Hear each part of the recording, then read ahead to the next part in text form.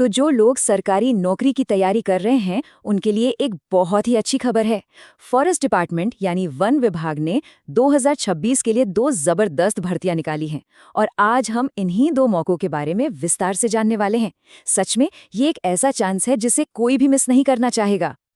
जी हाँ, ये आंकड़ा बिल्कुल सही है।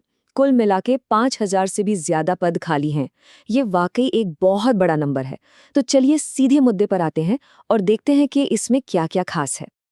देखिए, वन विभाग ने एक नहीं बल्कि 2 अलग-अलग नोटिफिकेशन जारी किए हैं। हम दोनों को एक-एक करके समझेंगे ताकि सब लोग ये तय कर सके कि उनके लिए सबसे बेस्ट ऑप्शन कौन सा है। तो आज का हमारा प्लान क्या है? सबसे पहले हम देखेंगे कि इन नौकरियों के लिए कौन-कौन अप्लाई कर सकता है।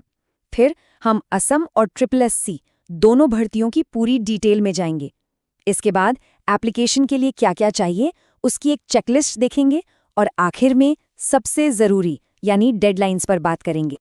तो सबसे बड़ा सवाल कि क्या कोई भी इन नौकरियों के लिए अप्लाई कर सकता है? और इसका जवाब है हाँ। काफ़ी हद तक ये मौके बहुत सारे लोगों के लिए खुले हैं।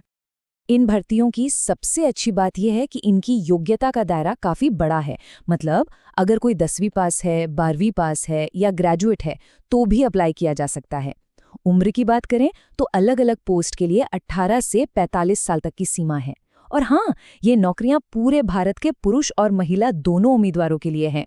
मतलब आप किसी भी राज्य से हो, आप अप्लाई कर सकते हैं। चलिए अब बात करते हैं पहले अफसर की।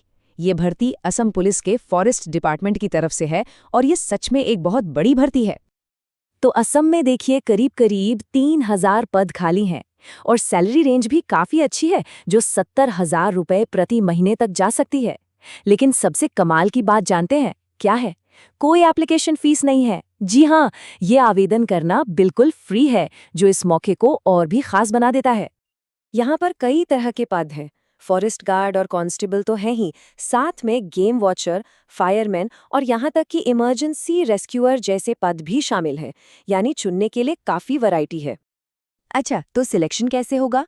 ये प्रोसेस काफ़ी सीधा है। इसमें 4 स्टेप्स हैं। पहले एक रिटन एग्जाम होगा, फिर एक फिजिकल टेस्ट, उसके बाद डॉक्यूमेंट वेरिफिकेशन और आखिर में एक मेडिकल टेस्ट। और हाँ, एक बात ध्यान में रखनी है, जो लोग फॉरेस्ट गार्ड पद के लिए जा रहे हैं उन्हें रनिंग टेस्ट के लिए तैयार रहना होगा। ठीक है, अब चलते हैं हमारे दूसरे बड़े अफसर की तरफ। ये भर्ती फॉरेस्ट डिपार्टमेंट और SSC की तरफ से है। इसमें भी कुछ बहुत ही शानदार पद हैं। इस भर्ती में 1,500 से भी ज्यादा पद हैं और सैलरी तो यहाँ 81,000 रुपये प्रति महीने से भी ज्यादा जा सकती है। उम्र की सीमा 18 से 32 साल है। हाँ, इसमें एक एप्लीकेशन फीस है। जनरल और OBC उम्मीदवारों के लिए 500 रुपये, जबकि बाकी सबके लिए ये भी फ्री है। SSC की इस भर्ती में 3 खास भूमिकाएं हैं: फॉरेस्ट गार्ड, फॉरेस्टर और एक्साइज कांस्टेबल। ये तीनों ही पद हमारे पर्यावरण की सुरक्षा के लिए बहुत महत्वपूर्ण हैं। तो अब सवाल ये है कि कौन सा अवसर बेहतर है? देखिए, अगर किसी को ज्यादा उम्र सीमा और बिना फीस के अप्लाई करना है तो असम एक बेहतरीन विकल्प है। लेकिन अगर किसी को ज्यादा सैलरी चाहिए तो SSC बेहतर हो सकता है। ये पूरी तरह से इस बात पर निर्भर करता है कि किसी की प्राथमिकता क्या है। ठीक है, तो अब जब दोनों मौकों के बारे में जानकारी मिल गई है तो चलिए एप्लीकेशन की तैयारी करते हैं। यहाँ एक छोटी सी चेकलिस्ट है ताकि सब कुछ आराम से हो जाए। तो फॉर्म भरने से पहले हाथ में क्या-क्या होना चाहिए, चलिए एक नज़र डालते हैं ताकि एप्लीकेशन के समय कोई भी दिक्कत ना हो। ये रही पूरी लिस्ट।